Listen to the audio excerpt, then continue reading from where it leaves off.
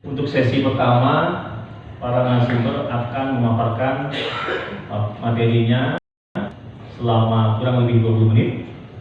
Nanti setelah paparan selesai, kita akan lanjut ke sesi selanjutnya, yaitu sesi tanya jawab juga selama 20 menit. Nanti kalau misalkan cukup waktunya, kita buat sesi kedua ya.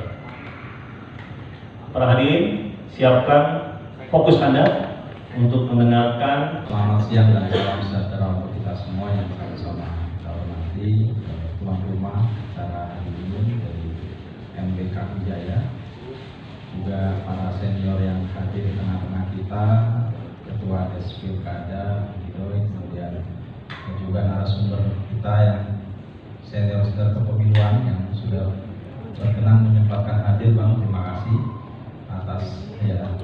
Ini benar-benar KPU nih, ini kepala perubahan. Jadi sudah kenal.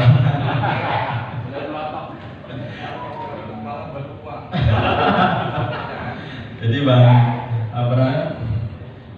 Amba ini sampai khatam jadi penyelenggara, sampai anaknya sekarang jadi penyelenggara.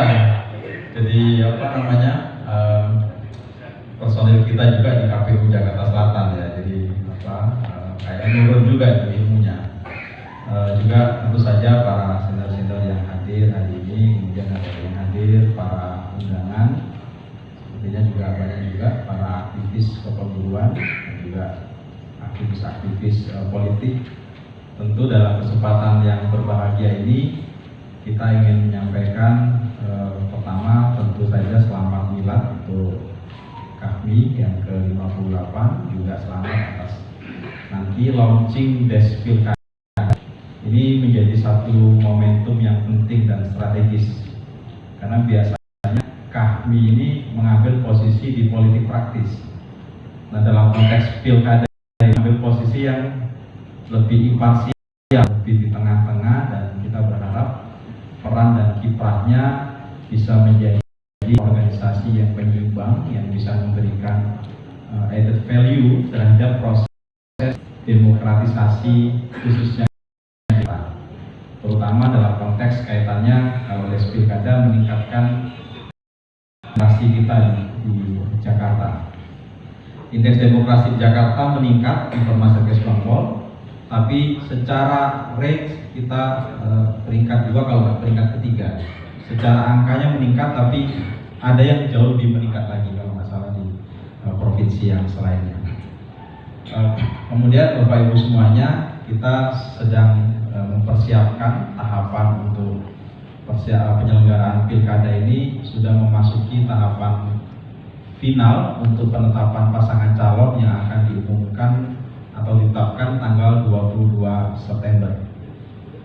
Pada prinsipnya penyelenggaraan pemilu atau pemilihan atau pilkada ini ada 3 elemen yang strategis. Pertama adalah pemilihnya, kedua peserta pemilunya, ketiga adalah penyelenggara pemilunya. Nah, tentu pertama dari konteks pemilih, kami ingin mengajak pada semua warga Jakarta untuk memastikan terdaftar sebagai daftar pemilih tetap. Sekarang nggak usah susah-susah ke kelurahan ngecek lembar demi lembar kertas nama kita ada dalam DPT apa enggak, cukup pakai gadget kita. Jadi sambil ngopi, sambil nongkrong, sambil di WC pun bisa, tinggal klik cek dptonline.kpu.go.id, masukkan NIK, masukkan nomor WA, nanti akan ada OTP, kita bisa ngecek kita terdaftar di mana, bahkan alamat TPS dan lokasi TPS-nya, lokasinya sudah bisa kita klik, kemudian kita bisa diarahkan ke TPS tersebut. Jadi kita pastikan karena KPU akan menetapkan DPT KPU Kabupaten Kota sudah dilakukan kemarin, untuk KPU akan ditetapkan tanggal 22 September di bertepatan dengan penetapan pasangan calon. Tentu kami akan tetapkan dulu pasangan calonnya, sehingga pada saat penetapan tim resmi dari bisa mengikuti rapat pleno secara resmi. Kemudian sebagai pemilih tentu kita meyakini bahwa kita memiliki hak konstitusional, yaitu hak untuk memilih, di mana hak ini adalah hak privilege ya, banyak warga negara yang lain di Timur Tengah misalnya, di Afrika misalnya, masih belum memiliki hak memilih secara bebas. Jadi perjuangan atau demokratisasi di Indonesia salah satunya adalah kita punya hak pilih. Ya, meskipun kita juga sudah berpemilu dari zamannya Orde Baru 32 tahun, tapi katanya itu latihan pemilu dong. Latihan nyoblos ya. Latihan nyoblos kita sudah 32 tahun diajari di Orde Baru, yang benar-benar berpemilu adalah di era reformasi. Nah, tentu sebagai pemilih yang punya hak ini perlu kita manfaatkan dengan baik. Yang kedua, elemen yang penting adalah peserta pemilu. Peserta pemilu menurut Undang-Undang Pilkada, Undang-Undang Nomor 1 2015 dan dirubah menjadi Undang-Undang 10 2016. Ini terakhir dengan pengenalan Perpu perubahan di masa Covid itu menyatakan ada 2 jalur menjadi pilkada, yang pada pokoknya di pasal 7 Undang-Undang 10 disebutkan bahwa setiap warga negara punya hak yang sama untuk mencalonkan atau dicalonkan sebagai calon gubernur dan wakil gubernur. Ini yang kata kunci pokoknya. Bagaimana mengajukan menjadi calon gubernur? Melalui jalur partai politik atau gabungan partai politik atau melalui jalur perseorangan. Jadi KPU memberikan kesempatan secara luas. Saat itu ada 4 bakal pasangan calon perseorangan yang sudah berkonsultasi dan mengajukan akses silon. Ada Pak Sudirman Said, ada Bang Nur Fajriansyah, ada Bang Kumpida Hidayatullah, terakhir Pak Dharma Pongrekun dan Pak Kunwardana. Namun yang mengisi secara lengkap hanya 1 pasangan calon. 2 kali verifikasi administrasi. Verifikasi administrasi pertama mengirimkan 680.000 dukungan, yang MS hanya 2041. Jadi verifikasi administrasi pertama hampir yang MS itu nggak sampai dari 1%. Kemudian 500.000-nya PNS, 100 sekian ribunya kami nyatakan tidak, karena antara KTP dengan B1-nya tertukar-tukar dan sebagainya. Diberi kesempatan lagi verifikasi administrasi kedua yang mengirimkan lagi 600.000 data lagi, yang memenuhi syarat hanya 400.000. Karena kurang dari syarat minimal, statusnya tidak memenuhi syarat. Kemudian mengajukan namanya sengketa, yaitu sengketa antara peserta pemilu dengan penyelenggara pemilu. Diberikan kesempatan melakukan perbaikan hanya data PMS 1 kali 24 jam, kemudian diverifikasi kembali, memenuhi syarat minimal, lanjut verifikasi faktual pertama. Dari 600.000 yang diverifikasi, yang memenuhi syarat diverifikasi faktual pertama hanya 183.000. Artinya ada 500.000 data yang kami TMS kan. Jadi publik tidak padahal proses itu kita buka secara luas. Pada saat tiap pleno kita undang media, kita undang Bawaslu, kita undang pasangan calon, bisa dilakukan koreksi. Kemudian ada kesempatan untuk verifikasi faktor kedua, kemudian memenuhi syarat minimal dengan mengirimkan 800.000, 400.000-nya MS, 400.000-nya TMS. Jadi banyak sekali data yang sudah kami nyatakan tidak memenuhi syarat. Jadi saya ingin katakan bahwa proses pencalonan perorangan itu kami buka secara luas.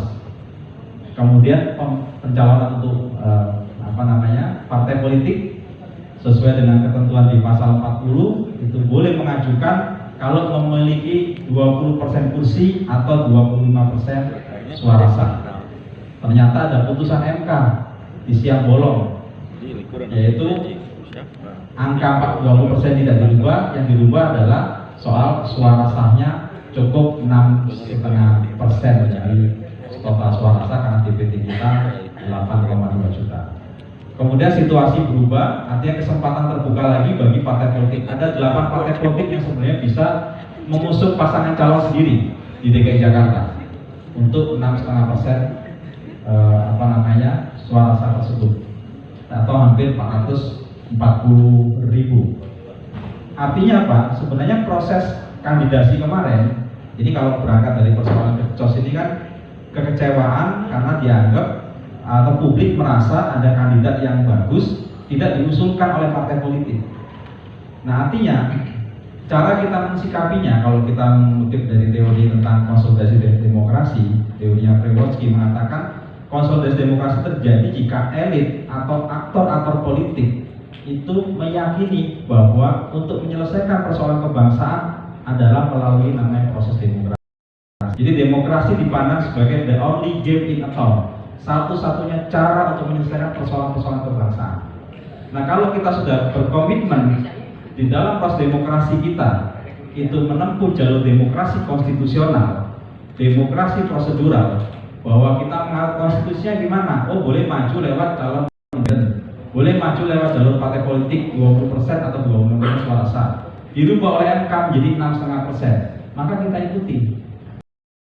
Pas kandidasi kemarin, suka tidak suka, puas tidak puas, itu sudah dibuka lebar oleh kami sebagai penyelenggara dalam proses tersebut.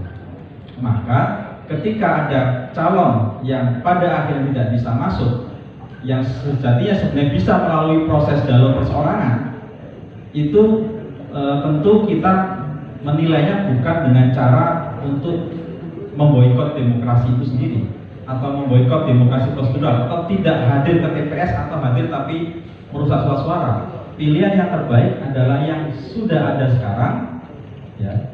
Bagaimana kita cermati visi, misi dan programnya yang paling mendekati dengan kandidat yang kira-kira tidak bisa melaju dalam proses demokrasi. Nah, ini tentu cara kita melihat bahwa kalau saya menilai, kalau itu bisa dilakukan, tentu kita yakin itu prosesnya akan jauh lebih baik dan lebih berkualitas demokrasi kita. Nah, tentu saja karena ini waktu terbatas ya, saya ingin langsung masuk ke pokok poinnya bahwa kita sesuai dengan amanat Undang-Undang Daerah Khusus Jakarta, Jakarta tidak lagi akan menjadi ibu kota. Pertanyaannya, akan kemana Jakarta ke depan? Yang katanya kota global dan pusat perekonomian. Nah, maka Pilkada Jakarta itu memiliki momentum tersendiri.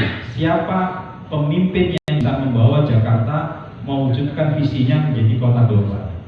Ini kalau kita salah memilih pemimpin atau tidak hadir untuk memilih pemimpin, maka yang terpilih adalah pemimpin yang buruk, yang pada akhirnya tidak bisa membawa pada kesejahteraan. Maka saya yakin dalam konteks ini keluarga besar kami melalui berbagai jejaringnya, kader-kadernya bisa mendorong Jakarta untuk berpartisipasi aktif. Jadi partisipasi tidak hanya dari aspek prosedural, tapi juga partisipasi dari sisi kesadaran publik. Jadi KPU atau kami mengambil posisi bukan karena kami tugasnya dua hal, melayani peserta pemilu dan melayani pemilih. Jadi kepada pemilih kami nggak akan bicara soal pidana kalau nggak nyoblos atau kalau coblos semua. Kami lebih ingin mengajak untuk berpartisipasi aktif dengan kesadaran, dengan mengajak memilih pada visi, misi dan program. Menurut saya itu jauh lebih efektif, jauh lebih penting. Kemarin kami diundang di acara Ikatan Pelajar Betawi, itu mengundang tim relawannya Mas Anies, Bang Laude Wasir. Itu seru sekali diskusinya. Ya, ternyata Mas Anies sendiri juga tidak pernah mengarahkan untuk golput atau coblos 3. Ya. Saya yakin beliau orang yang akademisi, intelektual, nilai-nilai demokrasinya juga bagus. Saya yakin akan mendorong, dan saya yakin beliau akan hadir ke TPS. Soal pilihannya, ya karena prinsip pemilu rahasia kita nggak tahu. Ya, saya yakin beliau punya pilihan yang terbaik. Ya. Menjawab terkait dengan hal tersebut, dan tentu dalam perspektif pemilu, kita tahu bahwa untuk menentukan pemenang pemilu itu dihitung dari persentase suara sah. Jadi suara sah yang kita yang dipilih oleh masyarakat itu menentukan kemenangan. Kalau golput ataupun coblos semua ini membuat invalid votes atau suara tidak sah. Salah satu tujuan desain penyelenggaraan pemilu menurut standar internasional adalah menjadikan pemilu aksesibel dan bermakna. Maka gerakan golput atau gerakan coblos semua ini justru menjadikan pemilu tidak bermakna. Kenapa? Karena tidak dihitung sebagai yang mempengaruhi terhadap kemenangan. Oleh karena itu, justru kami mendorong hadir ke TPS, pilih yang terbaik, pilih yang sesuai dengan preferensi politik. Insya Allah akan terpilih pemimpin-pemimpin yang berkualitas yang pada akhirnya memimpin Jakarta. Mungkin saya berhenti di sini dulu supaya nanti lebih banyak sharing, diskusi. Tentu saja kami akan juga lebih banyak mendengar masukan, saran, situasi kondisi di lapangan, dan apa saja kira-kira perlu kita lakukan. Ya, tentu yang ketiga dari sisi penyelenggara, kami meyakini Komitmen penyelenggaraan pilkada berkualitas dan berintegritas ini menjadi pertaruhan besar bagi KPU DKI Jakarta. Kami punya target 1 kali 24 jam pungut, hitung dan rekap bisa kami tuntaskan melalui Sirekap. Ada tim kurator, tim validasi, sehingga nanti kalau 1 jam hasil pemilu sudah masuk ke tabulasi Sirekap web, maka kita sudah bisa mengetahui hasil pemilu 1 kali 24 jam. Mudah-mudahan servernya tidak bermasalah karena 508 kabupaten kota, 37 provinsi. Itu kalau berjalan, saya yakin insya Allah visi kita untuk mengetahui pemilu dengan cepat. Saya kira itu Bang Dahlan, terima kasih. Kita akhiri. Assalamualaikum warahmatullahi wabarakatuh. Waalaikumsalam warahmatullahi wabarakatuh. Tepuk tangan buat narasumber kita yang pertama. Tuh kan, isinya banyak kan. Kalau udah KPU DKI yang ngomong, udah.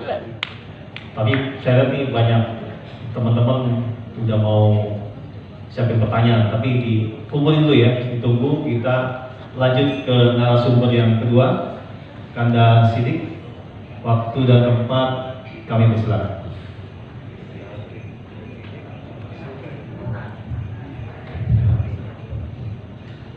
Baik, terima kasih Moderator Mas Iqbal. Assalamualaikum warahmatullahi wabarakatuh. Mas Dodi, Komisioner KPU DKI yang sama-sama kita hormati, kemudian para narasumber yang lain, Pak Romantin, serta pimpinan dari KMI, Bang Boim, serta Ketua Des Pilkada, Bang Gidoy, serta para peserta, para undangan diskusi publik yang diadakan oleh kami, yang tadi sudah disampaikan oleh Ketua Panitia maupun Ketua Kami Jaya, bahwa diskusi kita sore hari ini adalah erat kaitannya dengan rencana launching yang akan diadakan nanti malam. Teman-teman sekalian, saya kira kita apresiasi berdasarkan ide dari Kami Jaya ini dan Bang Gido yang akan diskusi ini. Saya kira tentu saja kerjanya ke depan bukan kerja yang ringan, tapi kita memproklamirkan sebagai Des Pilkada. Tentu saja saya kira lebih nyata lagi, lebih real untuk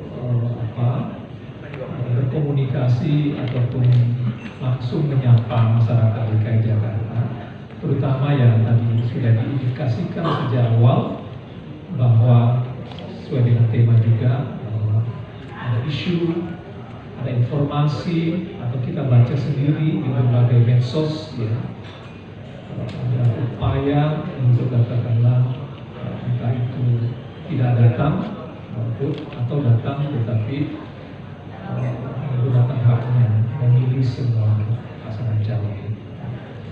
Tentu saja ini menjadi semacam perhatian kita terkait dengan pilkada DKI. Maka teman-teman, apa yang kita inginkan sebenarnya, DKI Jakarta ini walaupun sekarang tidak menjadi ibu kota lagi, ya, kita sedang mengepres ya, untuk IKN yang baru itu, tetapi tetap saja teman-teman, DKI Jakarta adalah menjadi barometer internasional, ya. Terutama saya kira pilkada yang akan dilaksanakan. Karena terus terang ketika saya juga menyelenggarakan pilkada 2017, ya, istilahnya